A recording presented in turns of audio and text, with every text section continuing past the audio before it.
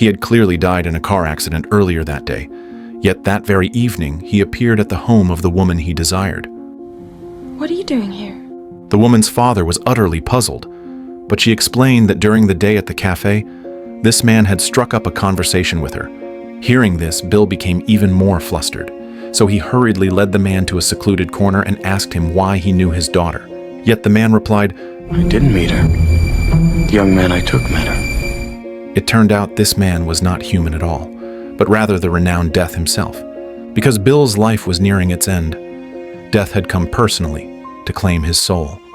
Coincidentally, the blonde man had lost his life in a car accident that very day, so Death seized the opportunity to possess him. Upon arriving in the human world, Death wanted to experience life among mortals, so he made a deal with Bill. As long as Bill was willing to act as his guide in the human world, he would extend Bill's lifespan. But during this time, Bill had to keep Death's identity a secret, and faced with such conditions, Bill had no other choice but to agree. So that evening, Bill brought Death along for a dinner party. After the dinner, Joe began his journey of exploration. While wandering through Bill's mansion, he accidentally came to a swimming pool, where he once again encountered the woman. Strangely, despite knowing nothing about human love, Death was at that very moment captivated by Susan's enchanting presence. Joe's unusual behavior made Susan sense that something was off. I thought you were just a regular Joe. I am Joe. Not the one that I met this morning. Hitting on me in as nice a way as I've been hit on in a long time. The reason Susan made such remarks was that the Joe she met earlier in the morning not only displayed outstanding emotional intelligence, but his words and gestures carried a sense of humor and charm. Even more rare, their values were strikingly aligned, and even their coffee-drinking habits were astonishingly similar. The most surprising of all was that both Joe and Susan felt their hearts stir at the same moment. Even when parting, their gazes revealed an affection they could hardly conceal. You know, I was thinking I don't want you to be my doctor. I don't want you to examine me and... Why? Because I like you so much. And I don't want to examine you. You don't? Why not? Because I like you so much. Now I gotta go, so... Yeah, understood. Although they both carried feelings for one another, they never found the courage to express them, and in the end, they could only walk away in separate directions. Susan turned back, wanting to say something, but when the words reached her lips, she didn't know where to begin. He turned his head to see if she would stay, but in the end, he caught only a graceful silhouette, and could only turn away in disappointment. What he didn't know was that she also turned back once more to look at his departing figure. She knew she had been overthinking. By the time he wanted to ask her to stay, she was already gone. There is a kind of regret. When you hope to hold me back, I do not turn around. And when I finally want to stop you, you have already vanished into the street. They had fallen in love at first sight, yet despite several backward glances, they never once met each other's eyes. If only they had both gathered the courage at that time, perhaps they would not feel such lingering sorrow today. But reality gave him no second chance. And what happened to that sweet guy from the coffee shop? Joe did not answer her directly, but lightly said he wanted to be friends with her. Although Susan did not receive the answer she longed for, she still couldn't resist stealing a few more glances at Joe. When their eyes met, the emotions hidden within their hearts naturally rose to the surface. Yet just as the atmosphere was about to deepen, Susan shyly turned her gaze away. Yes. Good night to you, Susan. The next morning, Joe dressed in a tidy suit, and in order to fulfill the earlier agreement, Bill had no choice but to bring Joe along to his workplace. So amidst the bustling morning crowd, the two walked side by side, though Bill found it confusing. Joe, however, appeared calm and explained that there was no conflict, because he could allocate his time properly, experiencing human life with Bill while also handling his own affairs. Soon they arrived at Bill's company, but during the meeting, Joe began to show some unusual behavior, which drew suspicion and criticism from the shareholders present. Among them was Susan's boyfriend, Drew. To ease the awkward situation, Bill decided to give Joe some money and suggested he go experience life on his own. But Joe did not follow Bill's advice. Instead, he went straight to the hospital where Susan worked. Are you ill? I'm here to see you. Joe, I don't have time to see you right now. As they were chatting, a patient's family member rushed over, urging Susan to hurry and treat her mother. At that very moment, the mother, whose life was already nearing its end, recognized Joe instantly as Death. I'm going to die. Mama, stop it. It's just a man. Everything gonna be airy. While the family member was busy handling the admission paperwork, the elderly woman made a request to Death Joe. She asked if he could take her away, so that she could escape the torment of her illness. But the woman's time had not yet come, and Joe could not break the rules at will. Please. Seeing the old woman in unbearable pain, Joe decided to make an exception. But he did not directly take the old woman away. Instead, he gently told her to close her eyes. Then, with soft words and tender gestures, he soothed her soul. In an instant, the woman's suffering seemed to vanish like smoke, and she felt immense relief. Because of this unusual exception, a small seed quietly took root in the heart of Death Joe. At the dinner table that night, Joe seemed unconcerned about Drew's feelings, engaging in a lively conversation with Susan, even extending the topic to the elderly woman from the hospital. I'm sorry to hear that, Who are we talking about? but I know she's grateful for the care you're giving her. Is this a state secret or are we being excluded just for the fun of it? This behavior made Drew, who was already displeased with Joe, instantly furious. Lying. Well, that may be, but I don't like the ubiquitous creep. I don't like the way he looks at you. I don't like the way he talks to you. And vice versa.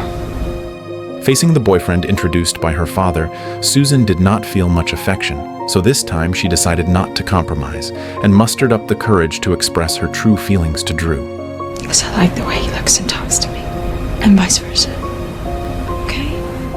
Although Drew was extremely angry after hearing this, he still respected Susan's choice and even took the initiative to propose breaking up. All of this was overheard by Joe by accident, and Susan did not try to hide it. Instead, with some curiosity, she asked what kind of deal he was making with her father. But Joe chose to remain silent. Susan did not continue to press him, but instead asked if he was married. No, I'm not. But you have a girlfriend. No. Gay. No? Her tender and affectionate gaze completely exposed her feelings, and Joe was caught off guard by this sudden emotion. In a rush, he quickly found an excuse to leave. But Susan's heart had already been firmly captured by Joe, so she went to her father, confessing that she had broken up with Drew and revealing that she had fallen in love with another man. Yet she was unsure of this man's feelings and therefore hoped to get some advice from her father. Bill had no idea the man she spoke of was Joe. Knowing that his own days were numbered, he decided to support his daughter in pursuing her happiness and promised her that no matter when or where, he would always be her strongest support. So Susan gathered her courage and took Joe into the study, showing him her beloved books. But suddenly Joe said, I love your smell. And I like the way you smell too. That night, the entire room was filled with an air of intimacy. Susan did not want the regret from the cafe to repeat itself. May I kiss you? Why, yes, you can. They quickly fell in love, but secrets can never be hidden forever. One morning, Bill unexpectedly discovered their relationship. After his daughter left, he angrily confronted Death Joe with a roar. Perhaps it's time to remind you, this is not simply a dispute with the putative suitor. This is me. Helpless, Bill had no choice but to find his daughter and demand that she stay away from Joe. But Susan had already fallen deeply in love with Joe, and she was confused by her father's opposition. Yet Bill had an agreement with Death, so he could only speak to her in a gentle and indirect way. Joe's no good for you. I love you too. The next day, Joe carried flowers, full of anticipation, to see Susan at the hospital. But he was told Susan had not yet arrived, so he changed course and first went to visit the elderly woman. Joe excitedly shared with her about his love, but when the old woman learned that his beloved was her doctor, she was utterly shocked. Then she sternly advised Joe to give up on this relationship. You know how she feel. What the hell kind of business this is? Don't need you again. We got some nice pictures to take with us. Her words awakened Joe. He went back to Bill and solemnly promised that on his 65th birthday, he would take him away from this world. Hearing this, Bill felt a weight lifted off his heart and calmly awaited the day. Soon the birthday arrived. Susan dressed with great care, dazzling and radiant, while Joe seized the chance to say goodbye to her. Our time together has come to an end. I'm in love with a man. But I don't know who he is, where he's going, or when. I can tell you the when part. Tonight, I'm in love with a woman who I don't want to leave. Then don't. After a heartfelt exchange, Joe was overwhelmed by deep reluctance. Then a bold idea flashed through his mind.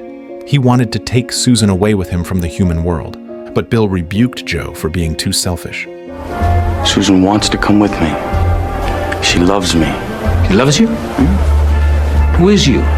Did you tell her who you are? See, Susan went whatever way she did for that poor son of a bitch whose body you took, and everything else since has been aftermath.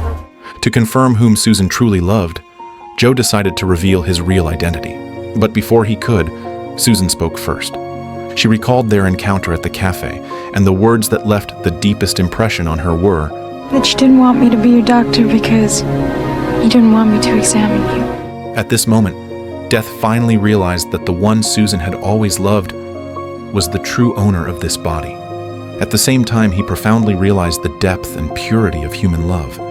He understood he could not bind Susan's freedom with his own desires, so in the end, Death Joe chose to let go. After calming down, he returned once again to Bill. It'll just be us.